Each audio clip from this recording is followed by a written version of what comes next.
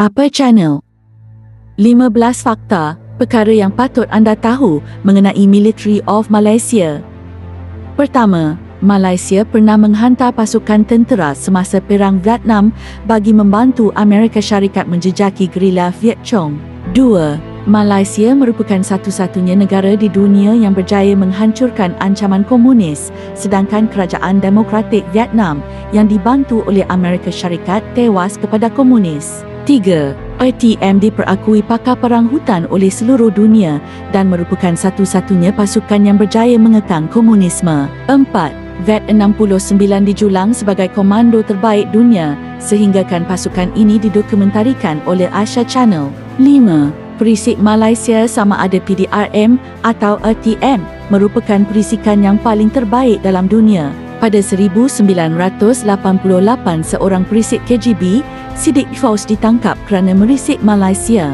Hal ini dibuktikan dengan kepantasan Malaysia membasmi Al-Maunah, Qom, Abu Sayyaf, Jemaah Islamiah dan penganas-penganas lain tanpa mengambil masa yang lama. 7. Percaya atau tidak panggilan cikgu digunakan oleh anggota polis merujuk pada anggota ATM. 8. ATM menjadi rebutan Amerika dan Britain. Namun ATM memilih Britain kerana ikatan persahabatan yang kian lama terjalin. Namun tahukah anda, ATM telah menubuhkan sekolah ketenteraan Fort Bennings. Di sini diperkatakan tentera terhebat adalah SAS Britain, diikuti Malaysia ATM dan Amerika US Army. 9. Bagi menghina Malaysia, Indonesia sengaja mengajar Angkatan Tentera Kemboja.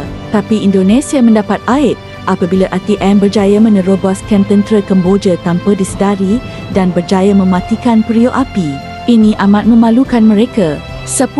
Pasukan elit pertama Malaysia merupakan Sarawak Rangers dan ini merupakan pasukan paling awal sebagai pasukan elit dari negara dua rantau ini. 11. Komando Malaysia pernah membantu tentera Amerika Syarikat bagi menandakan sasaran-sasaran tentera Serb melalui laser target destinator untuk dimusnahkan dengan smart bomb dari pesawat pengebom NATO.